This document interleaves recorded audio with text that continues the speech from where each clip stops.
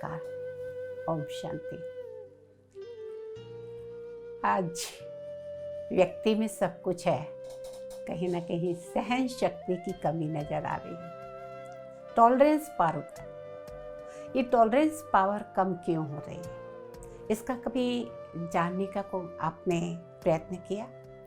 जहाँ बहुत ज़्यादा इच्छाएं, कामनाएं, बहुत कुछ करने की, आसमान में उड़ने की इच्छाएं होती है, और अगर वो पूरी नहीं होती तो वही कहीं ना कहीं इंसान को असहनशील बना देती है।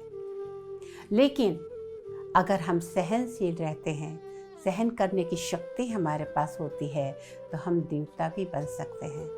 और यह हम सब याद रखें कि ये समझ, ये बुद्धि, ये विवेक, ये ज्ञान सिर्फ मनुष्य को है, जानवरों को नहीं है। तो अगर हम इस समझ से काम लेते हैं कि कुछ जगह एडजस्टमेंट करके चले, हर दिन एक समान नहीं होता, इंसान को समय के साथ कहीं ना कहीं अपने आप को चेंज कर लेना चाहिए। आप 20 साल पहले जैसे पावर थी, शक्ति थी, आज नहीं होगी। इंसान में धीरे धीरे कम होते जाती, जैसे जैसे एज बढ़ते जाती। आप सोचिए कि 20 साल पहले आप जैसा करते थे वैसा आज कर लेंगे, झाड़ पे चढ़ जाएंगे या कुछ भी कर लेंगे, नहीं होगा, और कहीं गलती भी हो सकती है। तो कहने का तात्पर्य ये कि जो इंसान वक्त को पहचान कर कार्य करता है और कहीं ना कहीं जीवन में जो थोड़ा सा सहन कर लेता है, उसको हमारे यहाँ कहा जाता है सहनशाह बन जाता है। कहने का तात्पर्य ये कि आज इंसान को हर चीज तुरंत चाहिए, रेडीमेड चाहिए। बोला, मुंह से निकला और वैसे ही सामने वाले ने कहना मानना चाहिए। अगर उसने कहना नहीं माना या जवाब दे दिया, बस आपका टेम्पर लूज, हाई हो जाता है। लोग कहते हैं अभी तो ये व्यक्ति ऐसा था, अभी ऐसा हो गया। नहीं, सहन शक्ति एक बहुत बड़ी शक्ति है, और जिसने इसको पहचान लिया उसका जीवन बहुत बहुत बहुत पूजनीय हो जाएगा। कुछ लोग तीर्थ यात्रा पर जा रहे थे गांव के। रास्ते में देखा एक व्यक्ति मूर्तियां बना रहा है। सुंदर सुंदर मूर्तियां रखी थी, जैसे कि अभी बोल पड़ेगी, इतनी सुंदर मूर्तियां। गांव वालों ने कहा, भैया हमारे गांव में ना मंदिर नहीं है, एक देवी की बड़ी मूर्ति बना दो, हमारे गांव में हम मंदिर बनवाना चाहते हैं।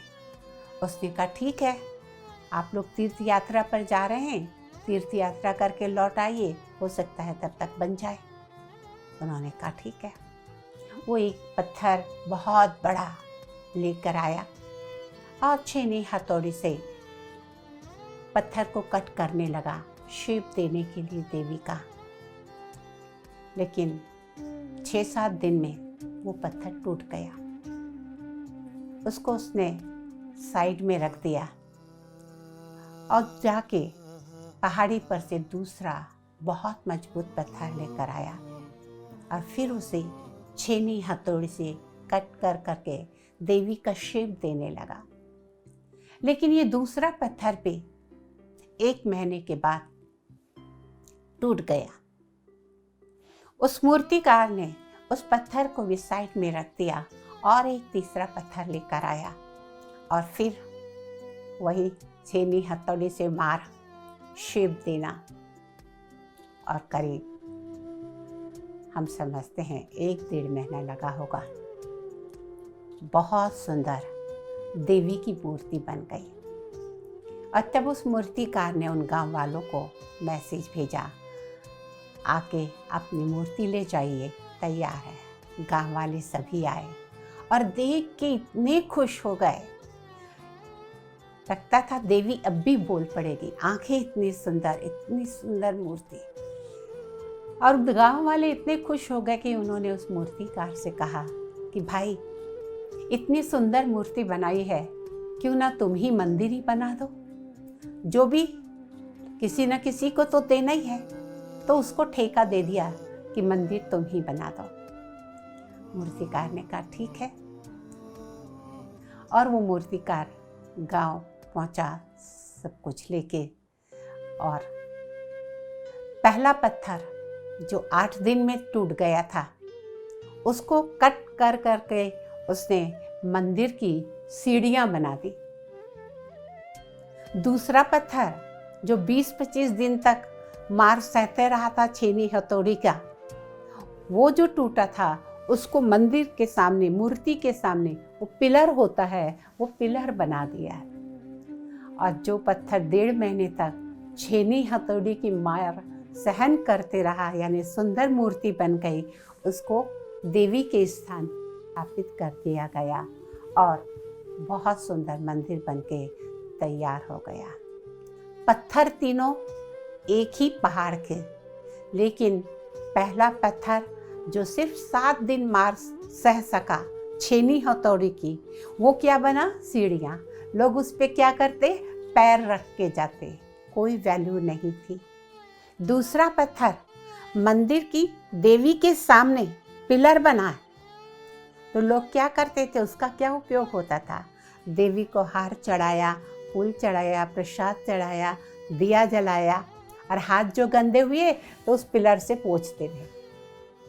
तो जिसने 8-15 दिन मार सही उसको मूर्ति के सामने, लेकिन उसकी भी कोई वैल्यू नहीं, लोग उसको हाथ पोंछने के काम लाते थे। और तीसरा पत्थर जिसने 1.5-2 महीना छेनी हथौड़े की मार सही, वो पूजनीय मूर्ति बन गई। एक पत्थर भी अगर सहन कर लेता है तो मंदिर की पूजनीय मूर्ति बन सकता है।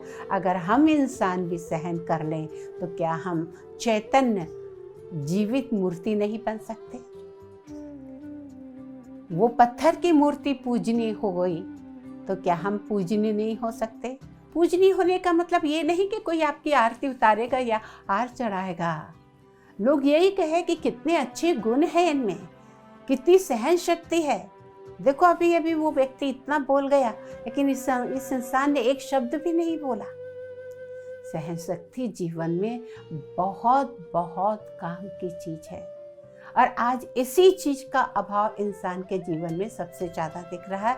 और इसका मेन कारण है इंसान की बढ़ती इच्छाएं, कामनाएं, कहीं ना कहीं बार बार असफल होना, कहीं ना कहीं घर में डिस्टरबेंस होना, माहौल जो है वो कहीं ना कहीं चारों ओर नेगेटिव मिल रहा है, और वो नेगेटिव फीडिंग जो हो रही है उसके कारण कहीं ना कहीं मन चिड़चिड़ा रहता है, इसलिए कोई बात सहन नहीं होती है।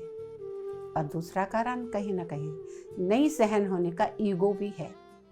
आज इंसान के पास सबसे बड़ी बात है कि झुकना नहीं चाहता, सबको झुकाना चाहता है।